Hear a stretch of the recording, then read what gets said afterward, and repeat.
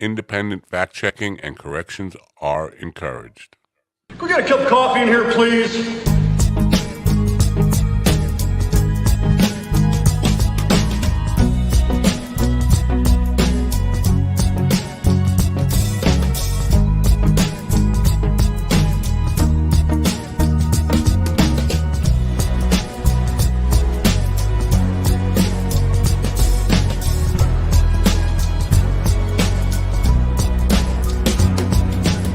Damn good coffee and hot. Wake up, America. You've got a dog that needs walking. That's right, sunshine. Just put on a big pot of strong coffee and get ready to type your little hate mail with your opinions about kumbaya and flat earth insanity. Stand-up comedy? You want stand-up comedy? Well, we've got sit-down comedy. It's time for Coffee with the Dog. You make me laugh.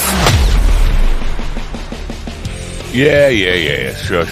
Laugh all you want. Blah, blah, blah. I'm not going to make you laugh, but hopefully my guest today will make you laugh. How about it for the band? Come on, put your hands together for the band. Actually, send them some money. Send the band some money, but you can send it to me and I'll give it to the band. Lots of money.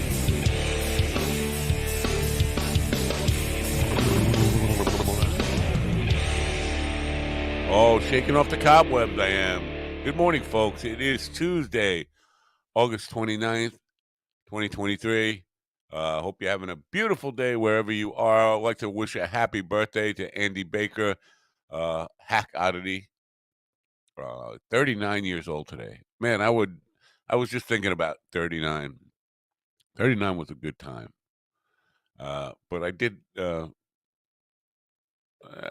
through some things at 39. 40 was really scary for me. For some reason, 40 was like ancient. I'd take 40 in a heartbeat. Anyway, happy birthday, Andy. Make the best of it, your last year of your 30s. I don't know. The world is yours. Anyway, today, Marina Franklin will be our guest somewhere around 9:15. I look forward to talking to her. She's a very funny young lady, kicking ass in a man's world, as they say. And so there's that. So she'll make you laugh. I don't think I will make you laugh today. But I got to start off by saying, I don't, wait, here comes Jordan Peterson. He'll tell you about it. I don't put a lot of weight into dreams and predictions and that kind of stuff. But I'm a little troubled this morning. I'm a little freaked out. Well, first of all, I had two really vivid dreams in the night. And I don't generally have vivid dreams that I remember. But one, I found myself expressing regret, I don't know, to a room full of fucking people that I don't know, strangers, like you. About my mistreatment of a guy named Paul Harris, 15 years ago or so, before, maybe longer than 15 years ago, before Facebook, before I think people were on MySpace. Paul Harris was a guy who was from my hometown, and we were on classmates.com. He accused me of bullying him, but I was a bit of an asshole to him, and I regret being an asshole to him. But he kept using the word bully, because I had very strong opinions then, and I have very strong opinions now, and I'm sure I was very rude to the guy. Bully? No, I never threatened to beat him up. I kind of pummeled him with verbal arguments, though, and I feel bad about it. I felt bad about it. And it hit me last night. For some reason, he was on my mind. And then this morning, I'm checking my Facebook memories, and he's there in my Facebook memories from 12 years ago. I guess we reconciled somehow, and he became my friend on Facebook. And he was saying some nice things to me, and it's really weird that I was dreaming about him, dreaming about my regret about you know, being a dick to him. And then there he was in my Facebook memories. That's kind of weird. I know it's coincidence. The other dream I had was about our friend William Conway, and this concerns me because I have been concerned about the reason I'm not talking to Willie at this point, or not really following him, is I've been concerned about the choices he made to move to uh, South Dakota, leave his wife behind, and just chase the comedy dreams and music dreams in South Dakota, and following the lead of one really misguided thought leader, guru, positive energy, and I don't even want to mention his name, guy. And I know I had a dream that Willie was back in New Mexico and reaching out for help because um, he had hit a time of depression. Now, if I don't want to share too much about it, but Willie has had, um, and as far as I know, this is a lifelong thing, suicidal ideation. And when you have somebody like that, they're always people say, "Well, yeah, they talk about it," but this everybody talks about it. Everybody who ever committed suicide talked about it, and they talked about it a lot. And it took a while before they actually did it. And people always say, it's just talk, and they talk about it. And then one day they actually do it. So I was concerned about Willie. And then somebody DM'd me and said, have you seen the news about Willie? And I was like, oh, no. I was expecting the worst. But they said, looks like he went back to New Mexico. That's fucking weird because I was just dreaming that he went back to New Mexico. I hope he's doing well. If anybody knows and they want to share information, I hope he's okay because I was concerned about it. I woke up with a very concerned feeling about him. Anyway, I don't put again a lot of stock into dreams, but when two of them like that, and I don't really have vivid dreams that I remember, and then when it comes back like that, I get a little, I don't know, wow, that's weird. That's just weird, man. Anyway, so that's that. I got the dog. I've been dog watching and not doing a great job at it. The dog, she's a lovely dog. She's a golden retriever. She's very friendly, very I don't know, people dog. She likes people. I've taken her for walks, and she doesn't seem to know that the guy with the leash is in charge. Or maybe I'm just doing it wrong. I've walked dogs my whole life. I never had a problem controlling a dog. Uh, but this dog does not seem to really want to cooperate, especially on the walks and stuff. And we have a lot of dogs in the neighborhood, and she wants to get to know them all. Now they don't all want to get to know her. I'm just hoping that her mom comes home early today because yeah, I'm too old to be taking on retraining an adult dog. I don't think she was necessarily trained very well right from the start on how to go for walks. I think what happened was because my stepdaughter, whose dog it is, she used to live here. I think she used to just let her out in the backyard, never really take her for walks. Um, but I can't just do that. And then, when you do that, you never know what they're going to get into because, anyway. So the dog thing is a little bit of a challenge to me, and 2.5 days, almost 3 days, is enough. I love her. I love this dog. She's a very sweet dog. But uh, I'd I'd like to see her go home today. I'm a typical grandpa type of thing. Yeah, I love the kids, but it's enough. Anyway, getting swamped.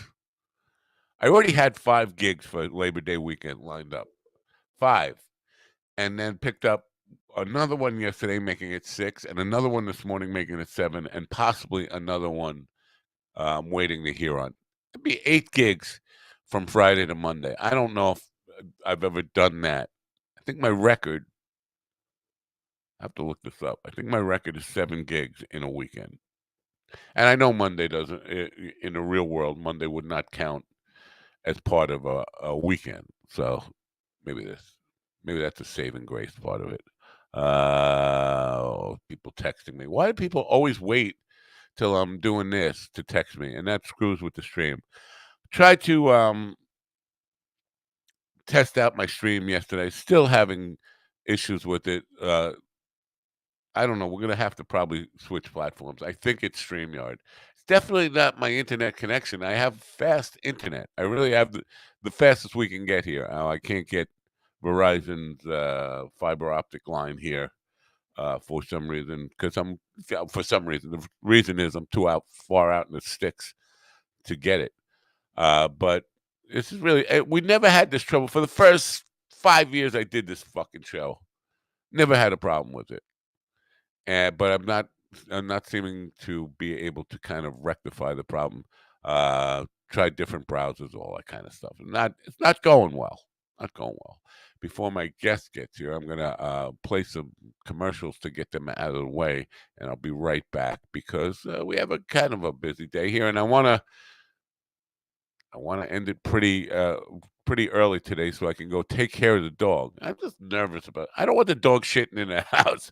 Basically, that's what it comes down to. Don't want the dog shitting in the house. I'll be right back. Get yourself some delicious Koa coffee, and I'll be right back. This episode is brought to you by Koa Coffee. If you are a coffee connoisseur and want to experience the best coffee Hawaii has to offer, no blends, no compromise, try the true taste of aloha.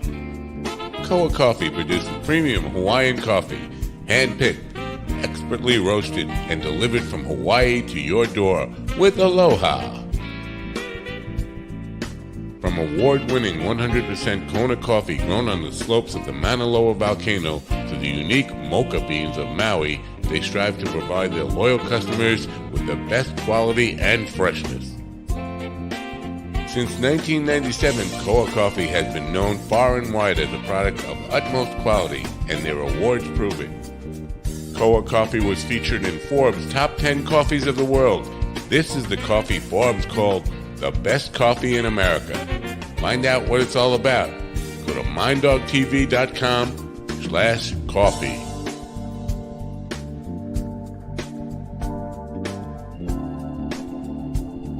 And there she goes. Hello. Turn around. Would you like to walk the dog with me? And you know what I mean by walking the dog, don't you? Yeah, so Sticks and Stones Comedy Club this weekend, Friday, Marina Franklin and Matt Ritter. Matt Ritter will be here tomorrow. And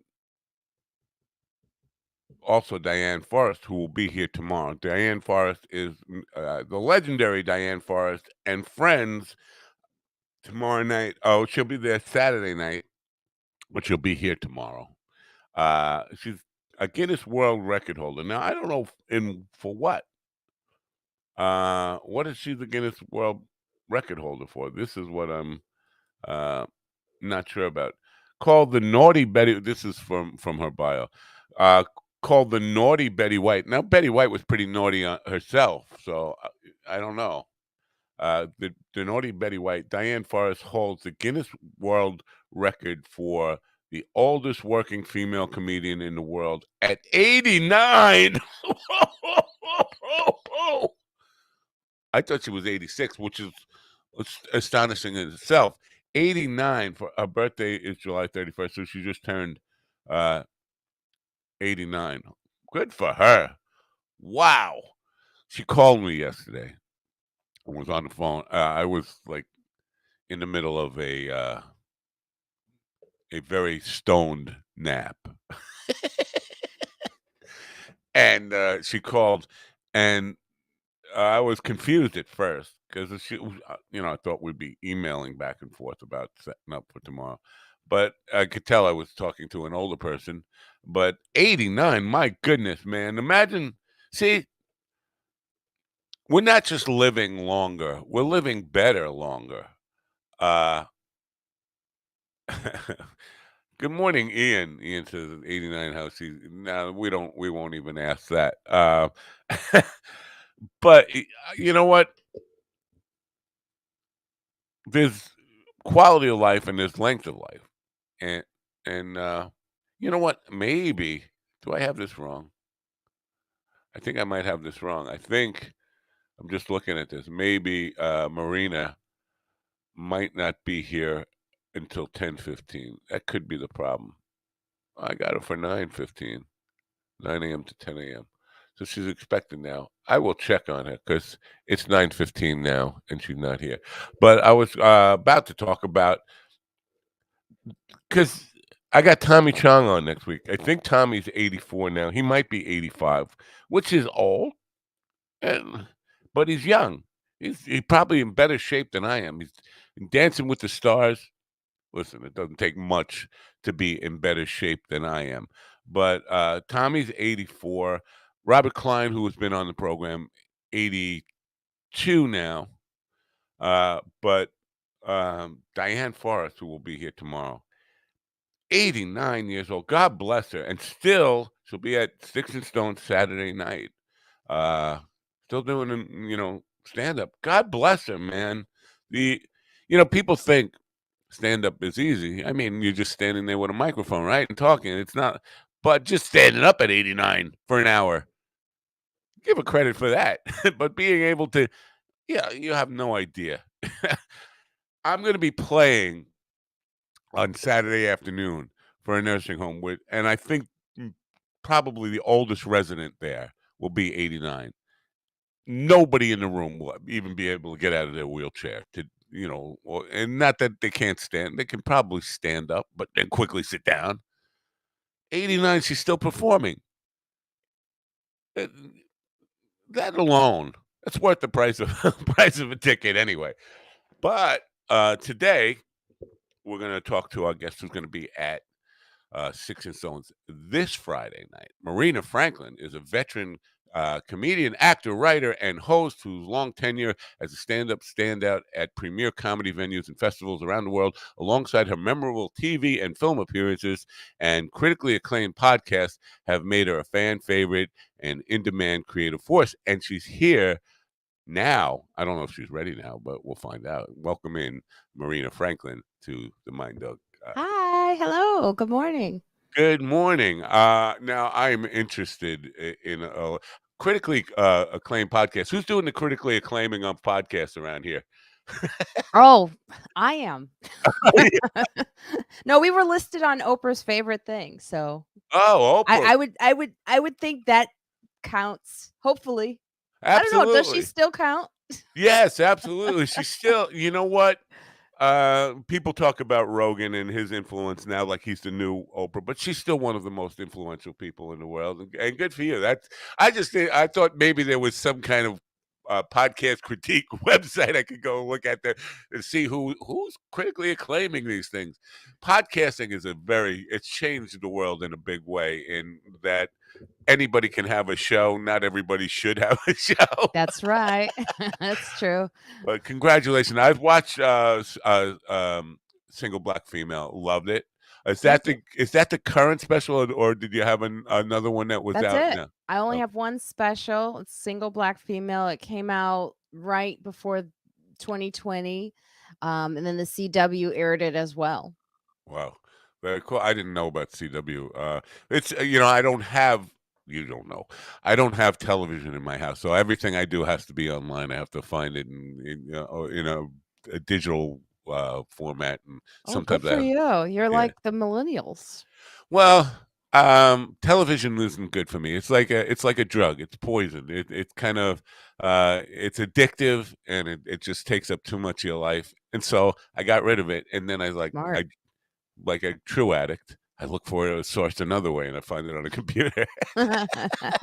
But it does force you to actually seek out what you want rather than be spoon fed just information constantly. So That is true. yeah, are you a native New Yorker? No, I'm originally from Chicago, but at this point, it feels like I'm a native New Yorker. I've lived here for 25 years. So I mean, and I'm already, you know, I've got that look in my eye like, oh, every day. It's happening. So I am really excited to be in the Hamptons. I am that person that needs it for escape. I say it on stage all the time. It's like in order to love New York, you have to leave it a lot. Yeah.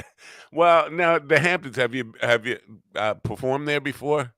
I performed years ago with Joseph Vesey. He did a show at a theater there. I forget the name of the theater because it's been a while. It's been like 7 years. Yeah. But I did it twice. I did it once, and I believe, like, and then I headlined. I did a feature show. It was a couple of us, and then I headlined at a theater. I cannot remember. Sorry for not remembering the actor though. It's his theater. He's like this old veteran actor. He's no Huh. longer with us, unfortunately. He was in the Fright Night. Like he played the vampire or whatever. Anyway, Yeah, interesting. Because I I was was thinking it there. was the Guild, but then I saw when you said that, I was, "Oh, what theater is she talking about?" Anyway, the Hamptons are all different, and Oh, Southampton is more comedy friendly than I think a lot of the Hamptons, because it's a party, in the summertime anyway, and this is the end of the summer kickoff here. is it the black side? No. No, I don't think that. You know what? There isn't a Black Hampton. There should be a Black Hampton. Uh, I'm always missing out. I saw like I think it was 2 weeks ago, I saw Obama was there was a big thing. Everyone was like, "Are you in the Hamptons?" I was like, "What am I missing?" Yeah, and that was in Amagansett, and my Mm. friend who knows Barack Obama was at that party, a photographer, and I was like, "Why would you not take me there?" I mean, I've done so many favors for this guy. It's like I don't ask for much. I just want to just press the flesh of really famous people and say, This is my goal in life. It's not to be the most successful comedian, really. It's to be the one that could go to the Hamptons for that weekend when all the black stars go. Like I have the spot. That's all I want. but now we could talk about race because I want to talk about Sure. race, 'cause Why not? but I'd like to start with being a female comedian Ooh. in a world that is dominated by men, and you're kicking ass in it, and that's a great thing. But how? I mean, how is that? It's a struggle, right? To even compete with the men, and not necessarily because of talent, but because of preconceived notions. I have friends who say women just aren't funny, and I'm like, Still? yeah, Where have that's they exactly. been? It's like, that's no long I don't hear that as much anymore because things have changed. I mean, I work at the Comedy Cellar in New York. That's my home club, and I would say, like, I started there 20 years ago. I was one of the few then. It was like me, Jessica Kirson, Lynn Coplitz. It would be me, Jessica Kirson, Lynn Coplitz. Me, Jessica. Now there is like at least like I'm on the stage and there's Aaron Jackson, there's Joel Johnson, there's Amina Amani. There's so many female comics now working that club. And I see finally, for the first time, I see the audience really excited to see women comics on the stage, and I don't hear that phrase as much, and when I do hear it, if it sounds like dated. Yeah. Well, I had a guest on who was she was billed herself as New Jersey's second funniest comedian. When I talked about it, she said, "No, it's second funniest female comedian." I was like, "What? Why do we still need that distinction?" You don't. Right. I agree. Yeah, it's just weird. If you're a comedian, you're a comedian, but we hear all the time the phrase "female comedian" is still part of our lexicon. It's very strange Yeah.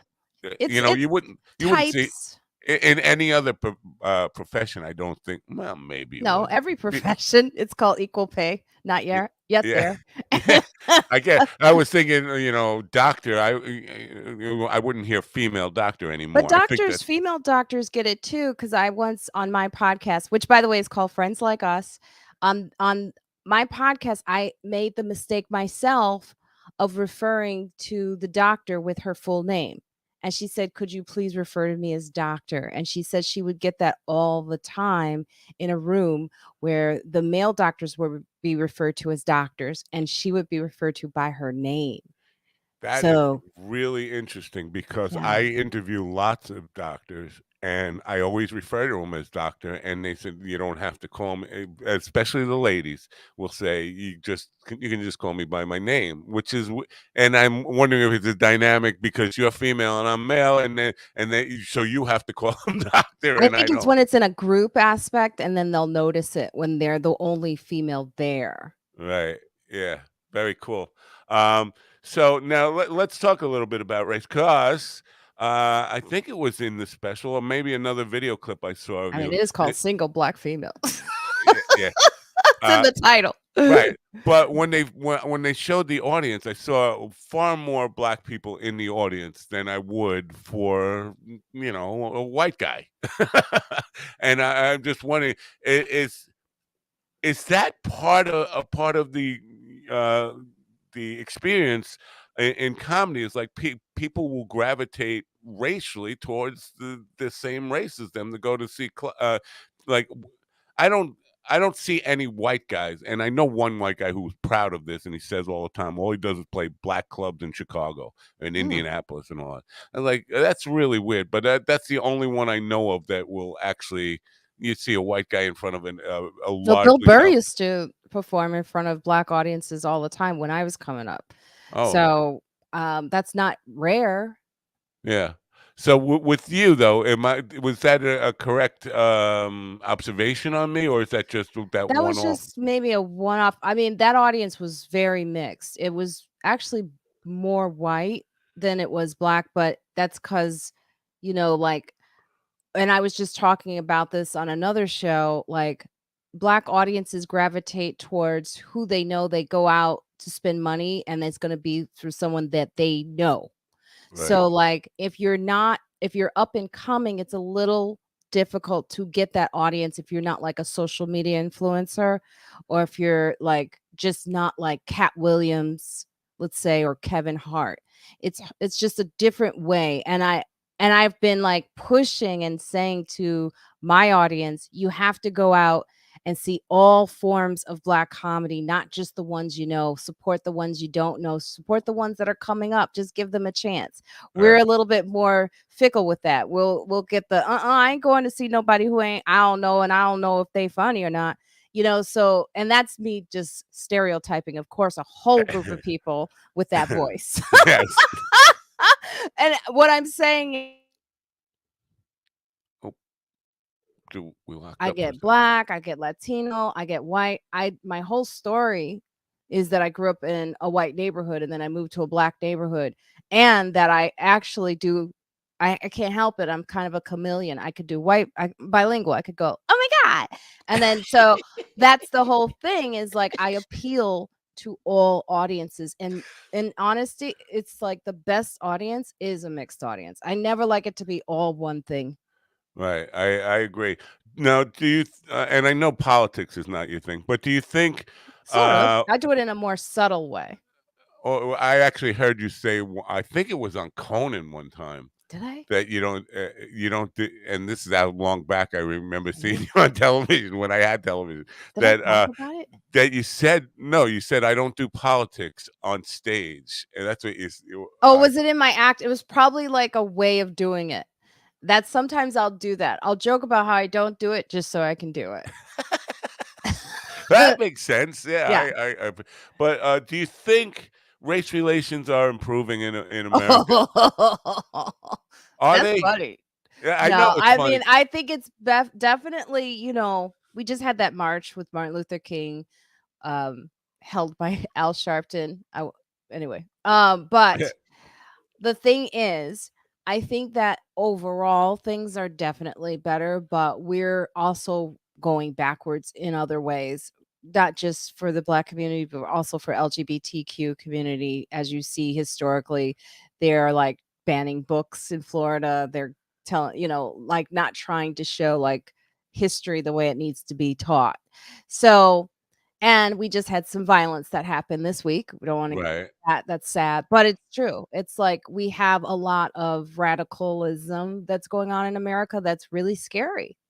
So Yeah. I would say that you can't really say it's better when you've just had, like, 3 people who were taken out by someone who hated Black people. Right. To me, it's so weird that it seems like some of us are growing. Some of us are becoming more human and understanding of everybody is people and all that stuff. We don't even refer to the opposition, the people who disagree with us. We don't even refer to them as people a lot of times. We just we come up with other ways of describing them. Illegal. Those people. Yeah. But they don't even use the word people. I think it's important to use the word people. At least that kind of reminds you that we're all people and, we all have a right to exist and all that kind of stuff. But one on one, I think, in relations, I think I see a lot of improvement. The problem is we get these groups and we have definitely a segment of white society. It sounds like I'm, white guilting here. I'm not, but we have a segment of white society that is going, like you said, moving backwards and really worshiping uh, Archie Bunkers of the world like they were heroes Well, instead Archie of, Bunker was even kind of better. He was at least hilarious. yeah, I do think that there is a small segment of people, like you were saying, like what we just had about the migrant situation in New York just yesterday, where people were shouting, "Go home! We don't want you here." Like that is a small segment of New York, but it's shown in the media as if it represents the whole, and we don't even know who those people are and where they come from. Like I know sometimes where they those come people from. come from. Do you know some of those people? Well, no, they come from Staten Island. I know Staten Island. Listen, there are Is that your friend? no. I know, parts of New York, there are, unfortunately, this is stereotyping, but there are areas. Howard Beach was very racist when I was growing up. I mean, Mm. all that kind of stuff. Staten Island has been very racist my whole life. It is people like me, Italian, third generation Italian Americans who grew up and forgot that they were immigrants and just hate everybody and just think that they were, real Americans. It's all about, And that they love disco, let's not forget. That's I've seen you. I've seen y'all on the dance floor. yeah, well, you won't see me on a dance floor Oh. ever again. Oh, no. I'm too old. Oh, come But on. You I could get down. Yeah, have you uh, seen my videos? Go to my Instagram. yes, I have. I actually have seen a video. You're dancing on a dock somewhere, and I was like, I'm "Wow, that." dancing on Pier 76. Yeah, okay, yeah. It looks easy enough, but at my age, it's like I'd probably break a We're hip. probably the same age. I doubt it. I have a birthday tomorrow. I'll be 64. Oh, okay. Well, I'm in the 50s. Wow, you definitely have a very youthful Thank appearance. you. So, I talk about it too, because it's time to show and tell your age. I never got anything from hiding it. well, I have a So guest on tomorrow who's 89 and still doing stand up. I know I heard you talking about that. I think that is so amazing because the myth of what's happening in the industry, or the sadness of what's happening in the industry right now, is that they're starting to show younger comics, but comedy gets better as you get older. You have more to talk. You have so much more life to talk about. So Oh, 89. yeah. Wow. Yeah, and when we talked about sexism and genders and race, let's talk about it because I'm of the opinion that young people 20 somethings aren't comedy club people. They're not comedy club fans. Do you agree with that? Because I think the target audience should start at 30 no matter what. Maybe I'm wrong about that, but I don't see a lot a That's lot not of the numbers. The numbers show that the 20-year-olds go out, and they as go they out. get older, they start to stay home and chill. Yeah, I could see that, but So 30s, yes, but I would say as you get older, but so audiences like to go out, like kind of like what we were talking about. Audiences like to see themselves. And a lot of times I'll see this, a young girl would like to see someone that looks like them. And so a lot of times I'll get girls in cities that'll go, I came to see you just because you're a girl and I haven't seen a girl here and I want to hear that voice. So that happens too with youth. You like they'll want to see someone that represents their generation. Well, that's a difficult thing because being a comedian requires some life experience. There are very few who break through in teens and early 20s and break through in a big way and pop where Chappelle everybody knows. did. Chappelle Oh, was who? very young. Eddie Yeah, Murphy, Chappelle, Eddie Murphy are two. Freddie Prinze is the only other one I can think of. I'm sure there are others. Michael Shea was very young. Really? Yeah, he made it in like within 3 years. It's very rare, What but do you like attribute that to? Is that luck. is But it he's luck? also very talented. Yeah. Yeah. Yeah, being in the right place and being talented and being a guy. Going back to that. All of the combination, it was a perfect storm for him. Plus, Right. he is very likable. People like Michael J. Yeah, yeah, I could see that, because it's unusual to hear somebody who's successful talk about luck. I think luck is a real thing. I don't know how I would define it, but I think talent is definitely not enough. Hard work is not enough. Sometimes you just need that lucky break. I talked to one guy and about you know these names, the A-list celebrities that everybody knows. And like, what's the difference between them and people who are just as talented, working their ass off, trying to make it? And there is no real difference, substantial difference between the content of what they're delivering. And he said he believes in destiny, like the hand of God, reaches down and touches some people. Well, you are destined to be one of these people that are celebrated in a big name. Like, yeah, I don't want to name all the names, but you know what Yeah. I'm talking about. Those Yeah. people who are just bigger than life. What do you attribute that to? Is it because it's not just luck or hard work or that superstar or light shining on you? Well, there are gatekeepers.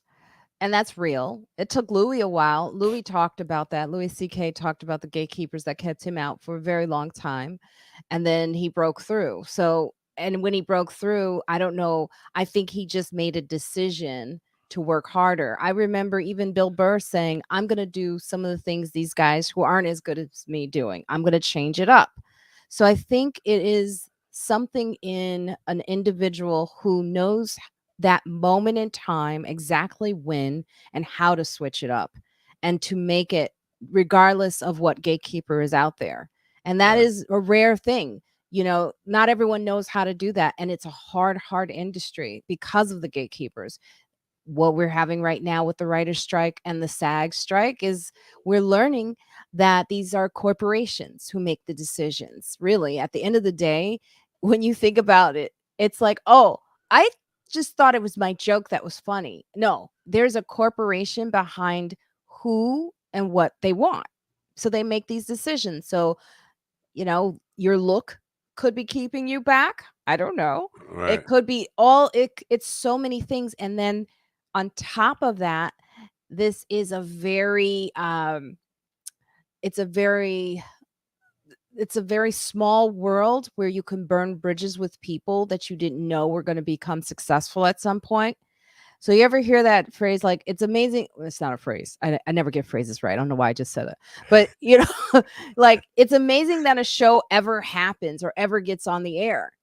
And that is because there's so many people in this industry who knew or didn't know and they're like, I didn't like that person. I'm not going to put their show on. And that really, really does happen. And then you have disagreements. So it's just all of that. There's a word for it. I don't have big words, but yeah. there is a word for that. Maybe you could find the word. I don't know what it Yeah, is. somebody will Google it, and somebody in the chat room will let me know.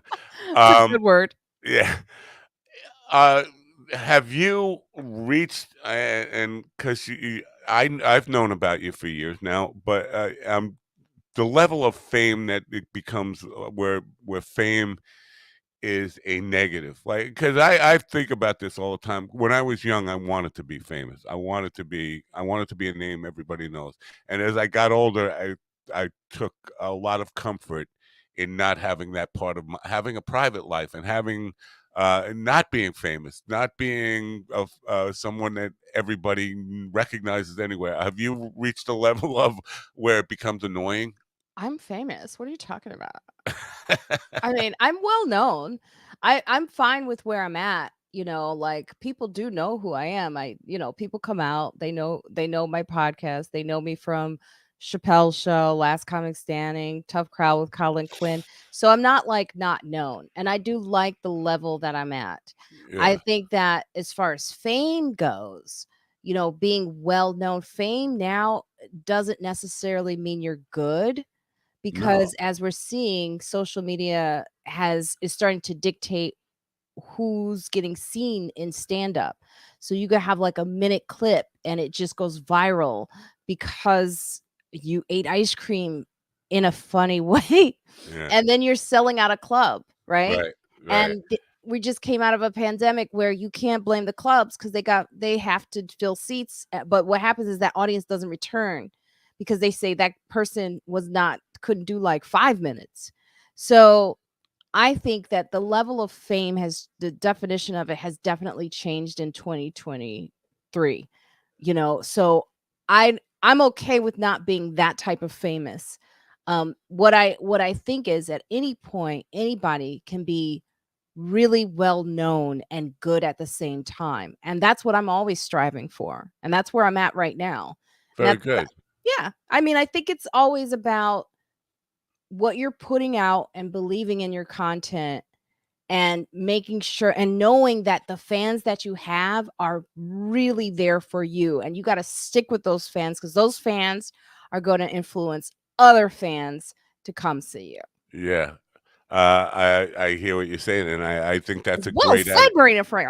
attitude to have.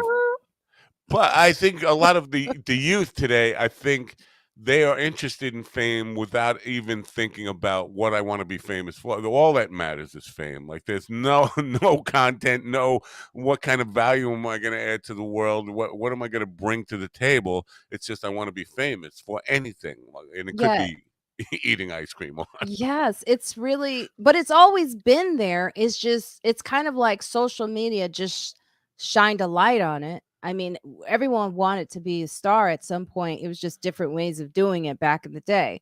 Now with social media, it's like, oh my gosh, this person, look at how they laugh when they eat a sandwich. I'm like, that's talent.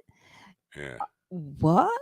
I mean, I went to 4 years of theater school. I studied the craft of acting. I have the ability to act, but I also worked on it. Right. Comedy is something you do have to work on. There is no getting around it. No way around it. It is a craft.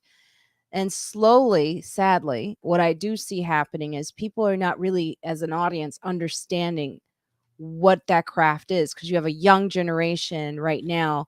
What they're seeing is crowd work on Instagram. Right. So they'll see someone go, "Hey, how?" And I'm guilty of this. I just put one clip up myself because, hey, you know what? Join them. But someone said, "Hey, how long you guys you're dating?" And if you're not doing that now in your act, the audience has been trained by social media to go and see that. And if you're not doing that, they're like, "Hey, you didn't ask me about my life."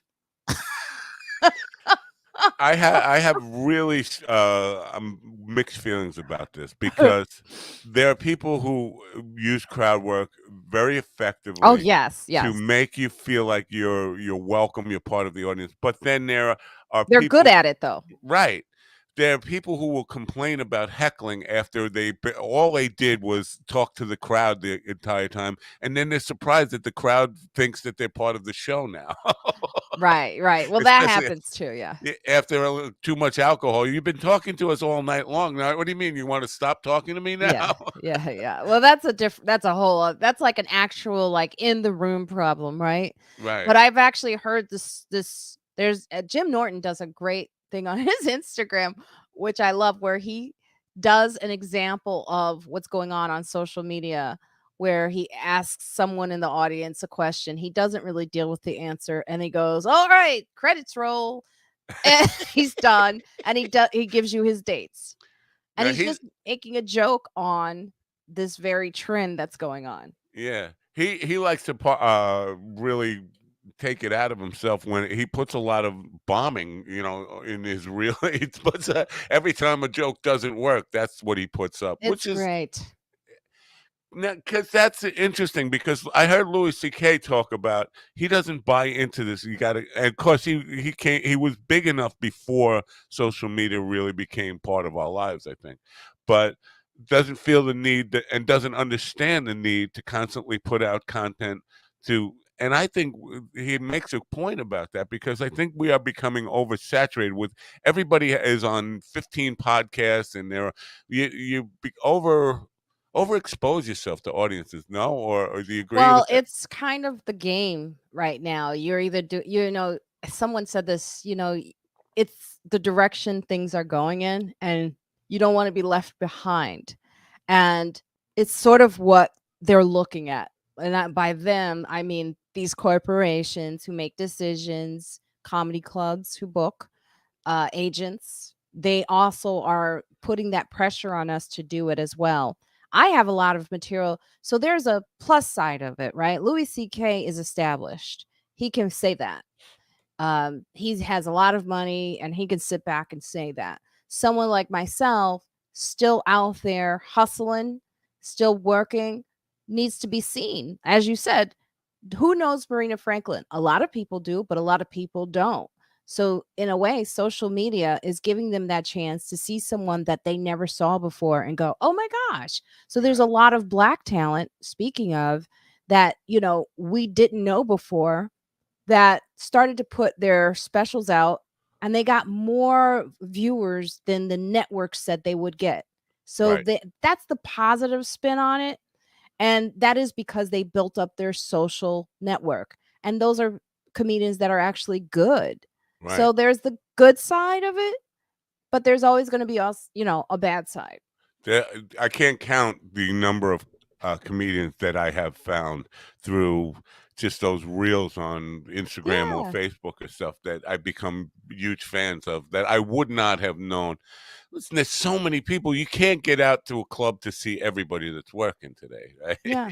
Yeah, Like my podcast, Friends Like Us is the premise of it is if it's features women of color speaking on hot topics. Most of them are funny women, comedians. So the best compliment I ever got on the road was one time in DC, and most of my audience there was Black. And I had women coming up to me and thanking me for introducing them to comedians, other Black female comedians that they didn't know about. And now they're seeing them like rise to this level of fame. Janelle James, Aaron Jackson, uh, I've had Amy Schumer. I was like, she ain't Black, but she want to be. No. Let's see who else. But I've had a lot of up and coming like stars that they just didn't know. So right. they got to see them as they were developing as well. So that now, like it's like DJs, you know how they break records, Yeah, yeah. they break music and they introduce you to a new song. The whole goal of my show was to introduce you to a new comic that you didn't know before that was female of color. Now, once a month we do have a white, it's our period. So we'll have like we'll have like Amy Schumer. She's been on there like twice. Michelle Buteau, she's been on my show. She's Black. Now I'm getting confused, but you Yeah, I know what I'm got saying. confused there. I was like, wait a It's minute. it's really about. It's kind of like also my job to introduce people to talent that they've never seen, and I get a lot of joy from doing it. Very cool. Yeah, and you know what? My goal in life at this point is such a shallow goal. Is to be is to be able to find somebody who is a young, just starting out in the business, and be the first one to get them some exposure, and then hopefully before I die, be able to see their career blossom and see them become somebody really important in the genre. I feel like comedy is really underappreciated as far as uh, what it means to us. And this is why I think, you talk about you got to do the work and you got to struggle, but I think it's really unfair in the beginning, because you got to work for nothing. I mean, in every other, even any other art form you work for, when you're just starting out, you got to hustle, but you still get paid something. You get a stipend or something. Now, in comedy, it's the only art form that means so much to us. I do, and maybe I'm on a soapbox here, but I feel like it truly is a healing art, and we all need it. It's vital. It's like air and water for us. You got to be able to laugh, and people just don't appreciate it enough, which is why comics start picking. You got to work for 10 years before you ever see $5. Well, it is oversaturated in that way in certain areas like New York. Okay. I think, New York, people come to New York to see comedy, but it's kind of like it's there, so we take it for granted. There's Right. places where I'll go where you can almost feel the audience is like, "Oh, thank you. Oh, live entertainment. Oh, comedy. And I'm in front of you." They have this appreciation for it because it's not readily available to them. Yeah. So I see that too. Now, this is interesting because she did mention that people come to New York and see comedy. Is there a difference in and how you work for playing for a tourist crowd rather than going to a city like, I don't know, name any city in America where you might go to a comedy club, and those are people who live in that city. It's not a touristy city, but New York people are at comedy clubs are generally not from New York. They're from Oshkosh or wherever. Is there a difference in the way you work for a touristy crowd rather than a hometown crowd? Overall, it's the same, but there are subtle differences. Like if I go to LA and I'm talking about the train, they're like, "We have cars," Yeah. you know. And Oh, you find that out just by doing the joke and it failing, or you get like a weird quiet sound that you're like, "Wait, what's that about?" So like I would talk because I talk about the train and the MTA a lot, and I trash it and all that, and how they raise the prices, and then but it's like the trains are delayed. So I'll but also say the positive things about the train, like, I love getting my seat on the train.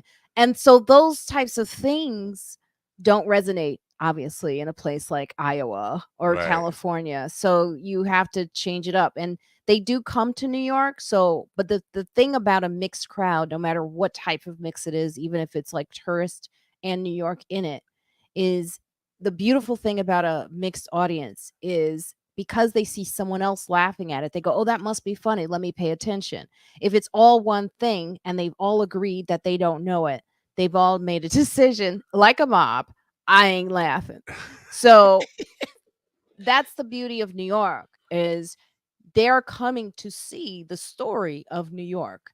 They get it. They're coming to see a New York comic. When Yeah. you go outside of New York, you go somewhere like, let's say even internationally. I used to travel a lot. I've been to South Africa, Amsterdam. I've been to Australia. I did a whole tour for a month, almost over a month in Australia, where I've been to more places in Australia than most Australians been. Yeah. And I've had to perform for audiences that obviously aren't from New York, but my material lends itself to that. My material tends to be universal, and it's also like, I speak I don't want to I'm like I'm doing the white person for you. I speak well.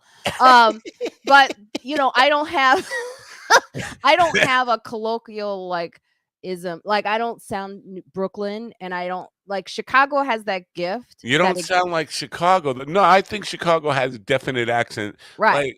Like, But but you Chicago don't. lends you that gift of when you leave it, you become very just there's no accent. Right.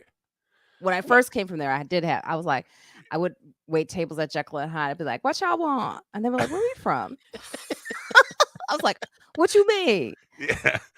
Interesting. You said South Africa in there because all I remember, 1983, my band was offered a huge amount of Band. money to go play in South Africa. But at that point, it was still apartheid. It was Sun City, don't play Sun City, that kind of thing. And they were bringing in white American Mhm. audiences, but we weren't all white. We had black people in the band, and it was a real uh, issue for us. We turned it down, and it was for us. We were all poor, and for us to turn down a great amount of money like that, it was like taking a stand against something.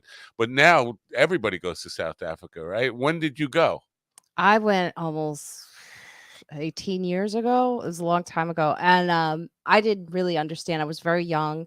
And they had booked me at a show called Blacks Only by David Cow. That's his name. He's Wow, a famous comedian over there. He was actually more famous than Trevor Noah. And he's still very well known there. And he just saw me, like, even then, I think it was either on YouTube or Last Comic Standing, and he booked me out, and I did not understand that I should have stayed longer than I did because I was like, "I'll just go and come back," like, I was like, it was like an overnight gig for me. I was just so yeah, like, I'm just like, I'm going to the Hamptons, gonna drive home. I didn't get it. I was there for, I think, the show.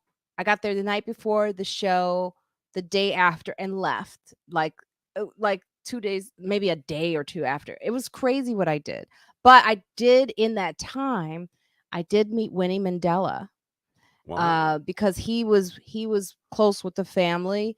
So, like, he said, "I could take you to a day ride," which is like a zoo, that's what they call a zoo, "or I could introduce you to Winnie Mandela." And I was like, I don't know." And then one day we were just driving through Alexandria, and which is like one of their towns. It's like really intense. And we drove through, and then we went to this restaurant to eat, and he surprised me with meeting Winnie Mandela. And the whole time I kept saying, "I'm home," and no one would say, "Yes, you are." Because it's my joke. I'm like, "I'm home." And they're like, "No, what?" No, they were like, "Don't do that." And I said it to I didn't say it to Winnie Mandela. Winnie said it to me. She goes, "Welcome home." wow, And I was like, "Oh my god, thank you." And very then cool. my hair locked with her wig, and it was almost a bad moment, but that's a whole other story.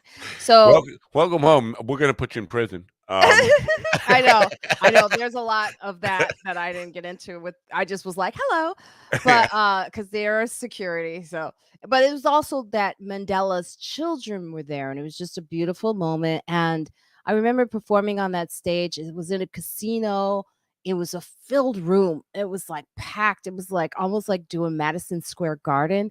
wow, And they got my material. And it was just such a beautiful experience of going there and resonating with them with the same material that I would do in New York. wow, very cool. I gotta I know I don't want to keep you, I'm having over. so much fun with you. What do Oh, you well, I appreciate that. Well, but it's important for Abby that I mention that you're at Sticks and Stones Friday night. This Friday night, I think it's 8 p.m. The show. Right? think it's You're 2 with shows. two shows, and you're with Matt Ritter. Have you ever worked with him before? I've never met Matt Redder, but I'm looking forward to it. Okay. It's just interesting because That some last name rings a bell. yeah, well, Tex Ritter, but I don't think he's related, and John Ritter. Tex Ritter, who was the old cowboy guy from the early 1900s, was a big star. John Ritter from Three's Company was his son. I never knew that, but I thought, and when I saw the name Matt Ritter, I thought automatically, I Oh, just I did a lot of AI and did a lot of Googling. I was like, I need to know who he's the son of. right, I love John Ritter. John Ritter was one of the ones that actually got me, believe it or not, into comedy. One right, of loves him. So I was like, Matt Ritter, who yeah, that? right. Um, so, have when did you talk about getting into comedy? Was this something like you wanted to do from childhood, or did it come later in life? Day The one whole out of my mom's no. um Comedy. No, I just was comedy, always it was something that found me, but I was always when I look back on it, I was always funny and I was always trying to find ways to fit in. That was really my comedy was my defense mechanism for being sort of the the one that wasn't fitting, because I did grow up in Highland Park, Illinois, which was predominantly white, mostly Jewish actually. My dad knew some people, so we got in. Wow.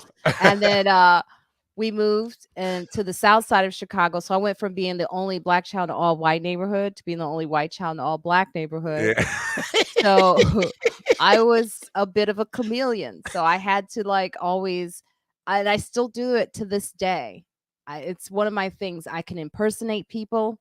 If I'm around someone enough, I just start to become them. Like Zelig. Do you ever see Zelig with Woody Allen where he's on an Yeah, elevator with yes. black men and all of a sudden Y he's like turning black is the not blackface, but but it's like I just become what it is, and it's odd, and it was always funny to people.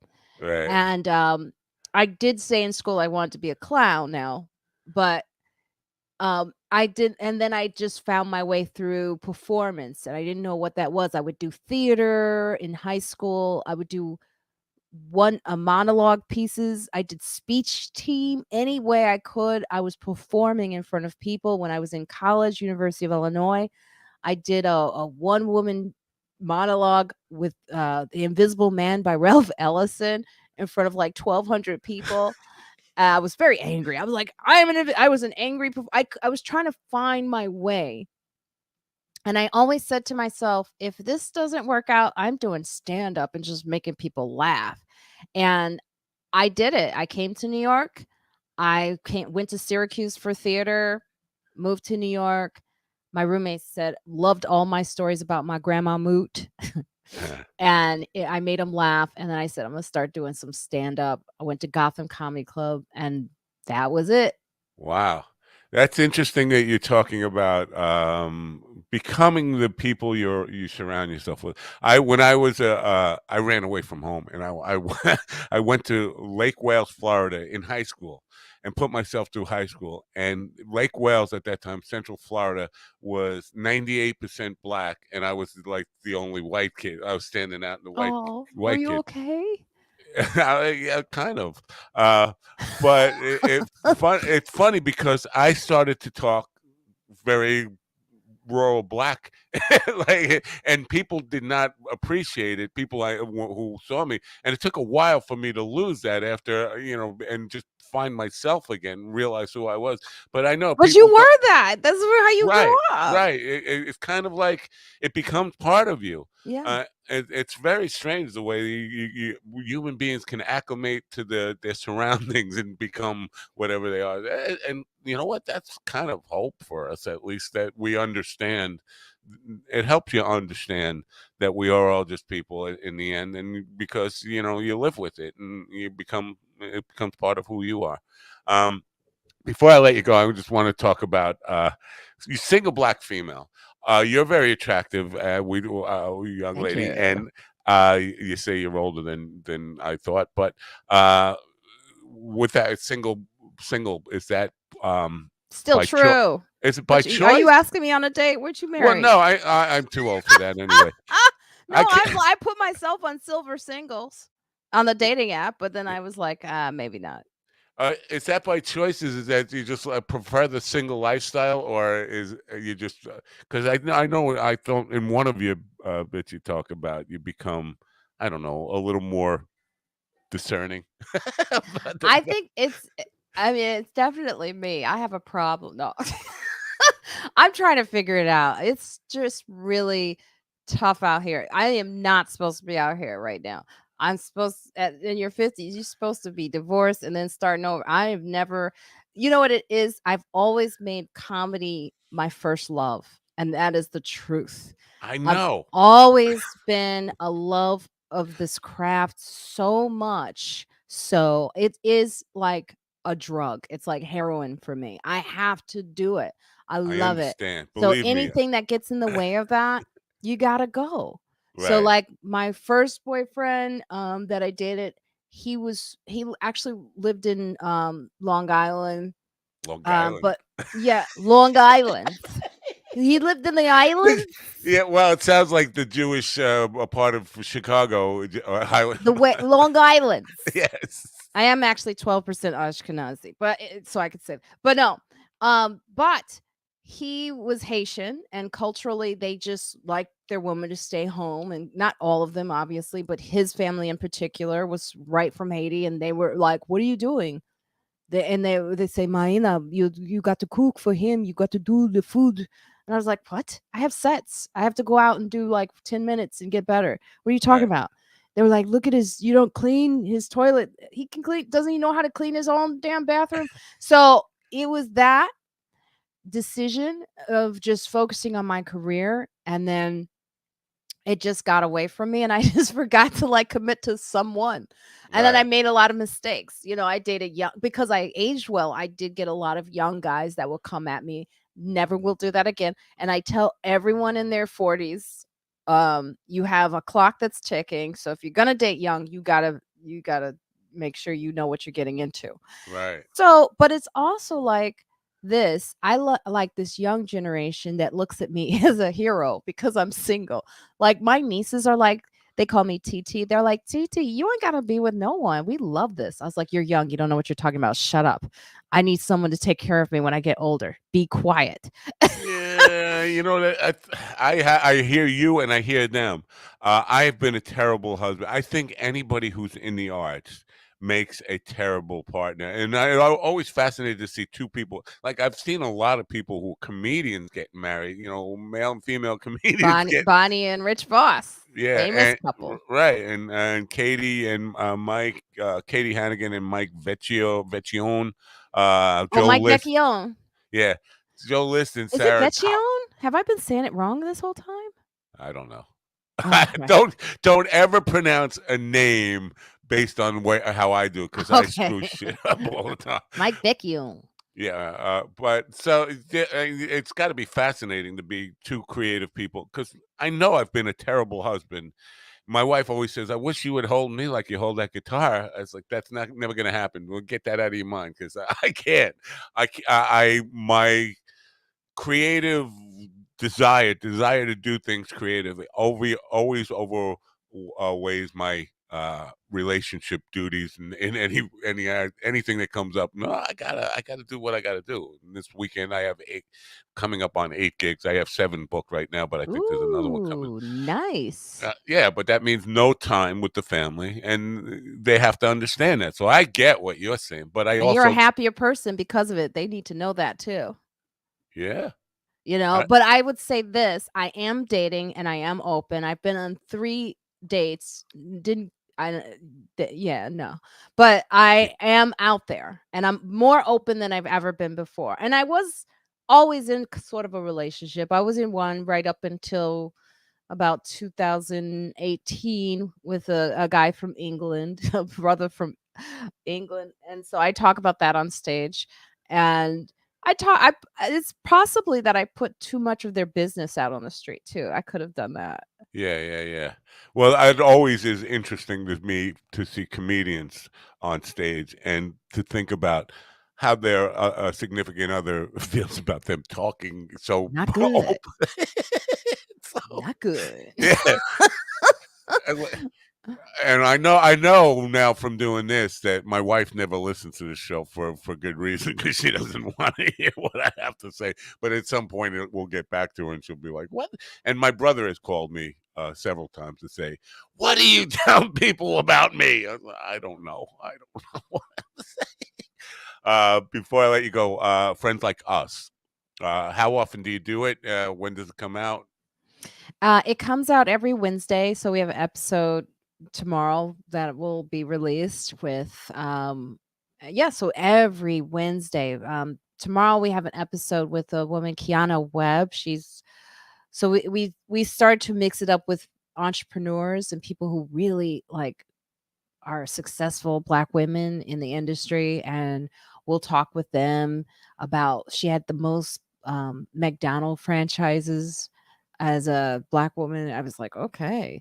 And Wow. so we talked to her about being an entrepreneur, and we've had a couple of guests. We had DC Benny, who's out there in Norfolk, by the way. DC Benny was recently. He was our guy for the month. So we Wow. have like a white for and we have a guy for our period. and DC was that. If you don't know DC Benny, he has a special. He put out something on YouTube. It's a special that he put out, so we wanted to promote him. That's interesting because I was thinking about this morning that there's a lot of comedians doing the YouTube thing now. Joe List just did one on YouTube, and he said that they over censored him, but they didn't censor anything. All they did was limit the advertising budget on it. I guess if you get enough views, you can make it pay, but it's always interesting to me, like because it feels like you're giving it away when you do it on YouTube. And then Oh, no, no, one thing I YouTube is respect great. about you is, all your stuff is on like Hulu or or like comedy, not Comedy Central or Comedy Dynamics, or it's not giving it away. I think you devalue your art when you just give it away like that, and it kind of sends a bad message to the audience, like that they should expect stuff for free, and then you can't complain about not making any money when you're training your audience to expect it for free. Well, a lot of these guys are doing that, and it's working for them though. Like uh Joe List did it, Mark Norman did it for a while, and they built up an audience because those guys are really great writers and they're never going to be lacking with material. So they're not worried about losing material. And I would say Joe List also has a pretty good fan base because of it. Whereas if he just waited for the industry to give him something, no one would be there. Right, So he's a good example of that. There's a couple of people. There's another comedian who did that. He has over 1 million views, right, and now he's doing Netflix. And the same thing happened with Mark Norman. right. Netflix didn't give him a special. He He put earned his it. stuff out on YouTube, Yeah, and then they were like, "Let's give you a special." yeah, So he's blowing up now. it's from Comedy, doing it on YouTube. yeah. Uh, and yeah, you're right, and I appreciate that. But on the other side of it, when they talk about YouTube censoring your stuff and worrying about what you can say, That's that's interesting. Yeah, I didn't yeah, know that. yeah. I don't know because now Steve Byrne started some Punch Up, is what it's called, an alternative for just comedians, a comedian network. It's like a YouTube thing for comedians, and they're not censoring anything. And I Oh, think okay. Joe put his special on there, but it's got 400 views and 400,000 views in a week on YouTube. So I think that's doing pretty well. That's Mateo Lane is another example. So like Mateo Lane built up his social media, put his special out on YouTube, his second one. It has I don't know how many views, but I think it had over 100,000 in like 2 days. And he's doing Carnegie Hall. Right, He's doing I think he was even like so he's getting the road work based on the numbers. So like, you know, this whole idea, it's kind of like Netflix is like catch up, right? So right. like people go, when are you it used to be like, when are you doing a Netflix special? Now I've actually been walking on the streets of Chicago and I had a girl go, Marina Franklin? I go, yeah. I just saw you on YouTube. I was like, that's a sign that something's changing and Oh yeah, shifting. yeah, very good. I got to ask you one more thing because I know I've been saying I'm going to be respectful of your time, and then I'm not. No, I love it. It's fun. What am um, I gonna do? I just am waiting for the laundry guy. oh, okay. You're playing Sticks and Stones on this weekend, Labor Day weekend. I don't know if you know the room, but it's more like a theater. It's gradient seating, which you don't find in comedy clubs anywhere. It's kind of that, uh, that kind of thing. The stage is here, and then it's up like angled up like a theater. Mhm, yeah. Theaters versus comedy clubs. It's a different experience. And you mentioned before playing like felt like Madison Square Garden, the venue you played. Those huge rooms, theater, different approach to your work when the room is different like that. It's better for me. It's better because I do come from the theater. Remember? No. Right.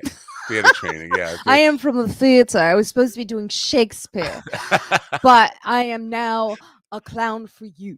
Yeah. So no, the theater is where, like I said, I do feel at home in those spaces, and it's where actually I do my best work.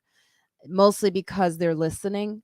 I don't know if they serve food, but comedy clubs can be challenging in that way. It can be somewhat, about selling nachos and drinks. It can be, not always, not all Right. clubs, but it can be. Whereas a theater is really like the audience is making a choice to see you and listen. And Right. so in that way, I get to explore on stage in a great way. Now, it's also like depending on the space, but I'm excited. I spoke to Abby. I said I am so ready to get out of this city. Yeah. And on the last weekend of this, are you kidding? I'm just so happy to be there. I have, Uh, and I genuinely sometimes I'll say that and I'll be like, I'm so happy to be there. I really, really am happy to be in That's a Southampton. good, yeah, and that's always the best attitude to go into it with. And that room is a laughing room, despite the gradient seating and theater-like feeling to it. But I think there is a difference in audience reaction. In theaters, they're more where in comedy clubs they're more laughing. And to me, I prefer laughing than clapping. Does it make a difference from you energetically? How I'll you? stop those claps. Oh, you do? Oh, yes. I will address it, and I'll be like, "Listen, y'all better start laughing and less clapping." Mhm. So there's a way there's a skill. There's a way to do it. I stop clapping and ahs. Any type of awe. Uh, what does that mean? Because Ahs ruin shows. yeah, You get triggered, people get triggered nowadays. So you'll right, have someone in the audience go, "Oh," and then all of a sudden the rest of the audience is going, "Oh," it's just like laughter is contagious. yeah. Ahs are contagious. Well, I like the way Louis C.K. handles that actually, because he definitely he sets it up with it. Wait, you can't go there now. You laughed at the dead baby joke. You're with me for this thing. Yes, yes, yes. Yeah. So Uh, you train them. yeah. So it's just a whole different thing. And I used to work for a healing cult years A ago. what? Healing cult, energy healers. Oh. Ooh, we're gonna fix your auras and make you whole again, and all that kind of stuff. But they used to talk about how clapping breaks the energy, it ruins the energy, and people do. We've been trained to do that to show appreciation, but it actually ruins the energy of the moment for everybody. And I don't know if there's any There can truth be to applause breaks that are good, that. Right? but then too much clapping is yeah, it's not it can ruin the rhythm. I've been known to people say I have great rhythm on stage. So clapping can sort of mess with that dance that I have with the audience. It breaks it up. So yeah, Yeah. you guys can have clapping breaks, and Right. that's fine. Clap hard when I'm done. When But you don't want to stop an audience from really feeling joy. And that is what a clap is about, is that they're in agreement with you and you don't want to attack them for that. We want some comedians will, and I get that too, but you don't want to. You want to like just in a humorous way, just show them that this is now a joke and laughter is so much better, isn't it? Right. Yeah. Well, I have your website in the scroll there, marinafranklin.com. It's important that you put the .com, folks. And it's in the link, because if you don't use the .com, if you use one of the other extensions, I think you get a boatyard in Who's a not town called using Franklin. .com? Huh? Who's not using .com? Well, people use .net. People use, all sorts of a TV is one now, but Okay. there is a Marina Franklin dot something else that's a boatyard in a town called Franklin. So you don't want to go there. And I am not the storm that's coming. Yes. Anyway, Franklin's coming. if I were not gigging myself this weekend, I would be there. I'm a little sad that I'm going to miss your show, but hopefully next time or sometime in the future, I will get into New York City Comedy Cellar What are you again. playing? This week I'm at Catch in Venetian Shores, an outdoor like amphitheater on the Great South Bay on Long Island. And No, but playing. music wise, like what? Well, I'm a writer. My band we do lots of cover material, but we are essentially an original band. We do a lot of material that I write. My Oh, yeah, been fantastic. I doing it my gotta whole check life. it out. Yeah. You know, I was talking about this earlier or yesterday, I think. I also do a lot of with nursing homes, assisted living.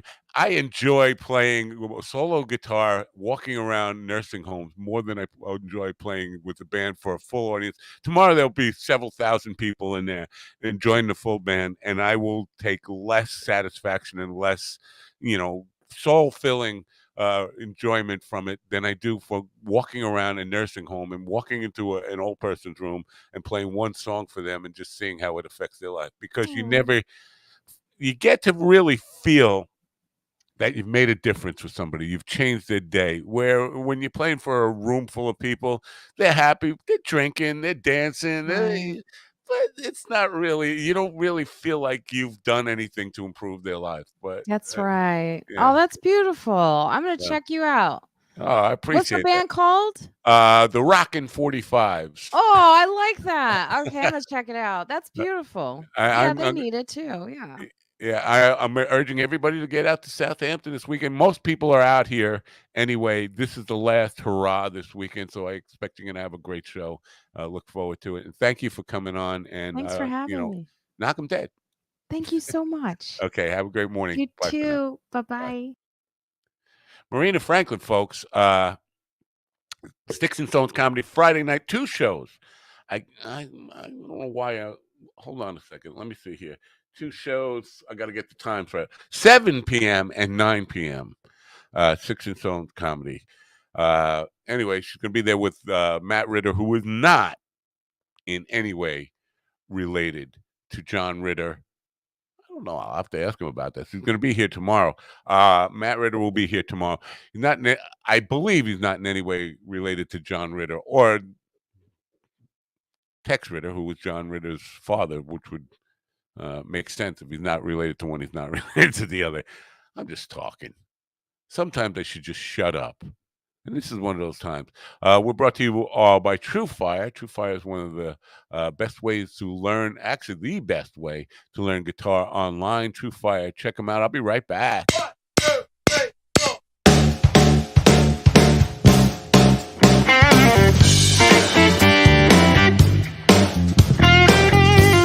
Over 2 million guitar players worldwide learn, practice, and play with TrueFire. Our learning tools and massive library of video lessons will ignite your technical skills, harmonic knowledge, rhythm playing, and soloing chops. TrueFire's educators are the best in the biz, from Grammy Award winners to world-renowned artists. You'll have access to an unparalleled faculty of over 300 top-notch blues, rock, jazz, country, fingerstyle, and acoustic guitar educators. Using our desktop and mobile apps, you'll work with TrueFire's multi-angle video lessons on any device, anytime, anywhere. Integrated learning tools such as video syncs tab and notation, slow-mo, looping, practice jam tracks, and many more handy controls accelerate your learning experience. TrueFire style-specific learning paths guide you every step of the way. Use our assessment tools to find your starting point, then follow our lesson recommendations and track your progress as you work through your personalized TrueFire study plan. Progress faster with private one-on-one instruction, group lessons, multi-track video jams, live streams, song lessons, student forums, TrueFire's Riff magazine, premium jam tracks, and much, much more. With thousands of 5-star ratings and reviews from amateur and pro players alike, you'll find yourself in good company with the world's most comprehensive guitar learning platform. Grab your guitar and ignite your musicality. Sign up free for an all-access trial today.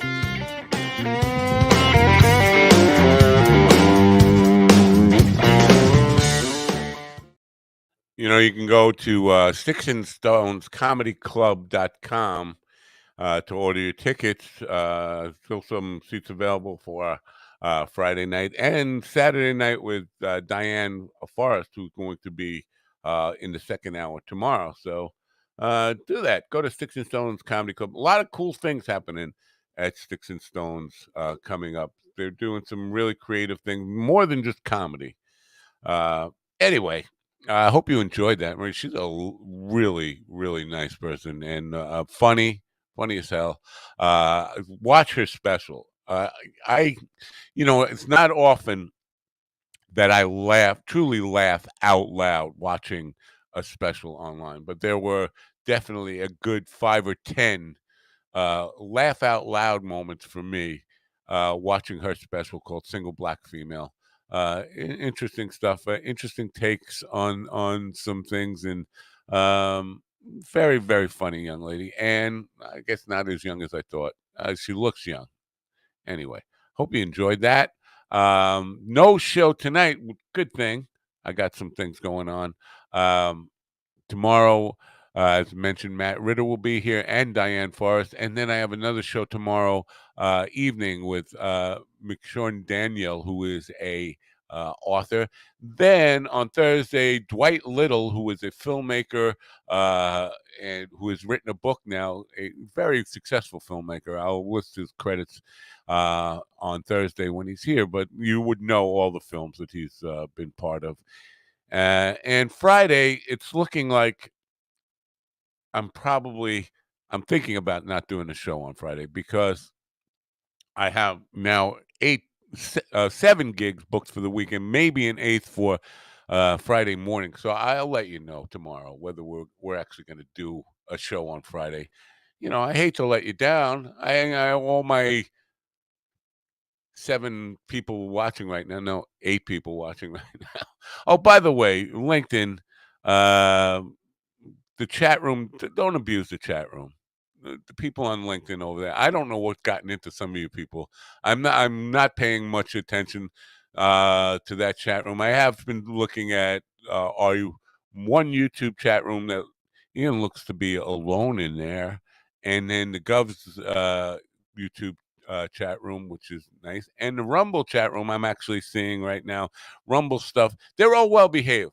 LinkedIn, get your shit together and don't, I hate to ban people and block people, but so you know what I'm talking about, and I'm not gonna broadcast it, but some of the comments this morning, and you know what I'm talking about, out of line, not cool at all.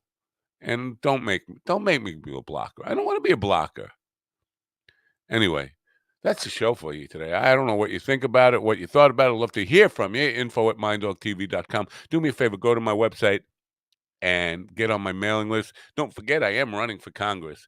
And although I'm not taking any donations or any of that stuff, I am writing a kind of um, a tricky thing here because I am still promoting this show and obviously still you know a capitalist at heart and looking to make a couple of bucks here. But so keep that in mind and go to minddogtv.com and support us. Download the app. If you haven't already, I know the people over there, you people, I'm talking to you, the radio people, you already got the app. I've seen the numbers going up with the app downloads.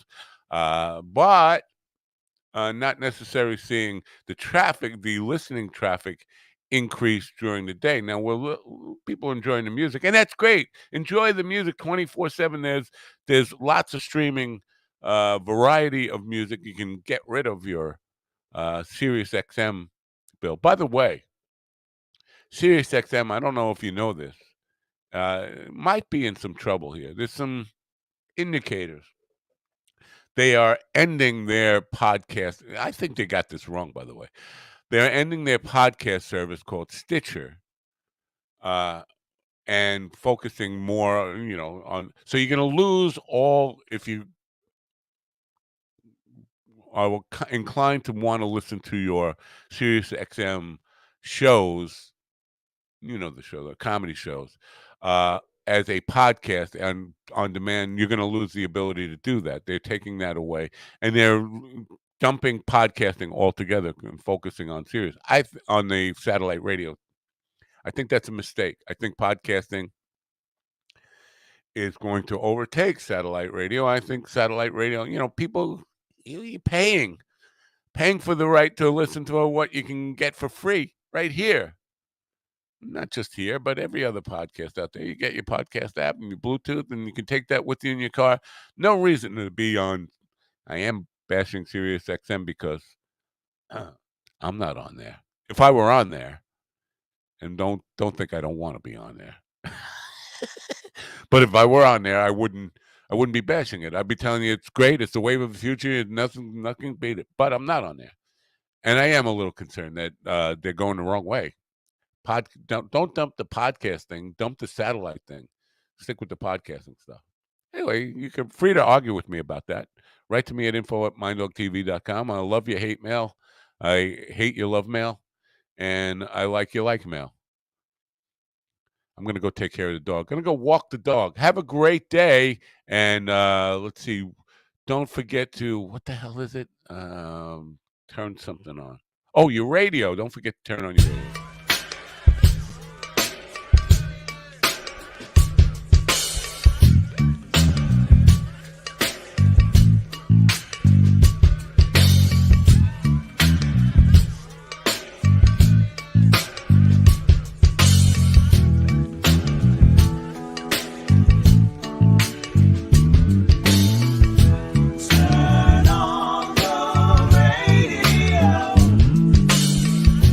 I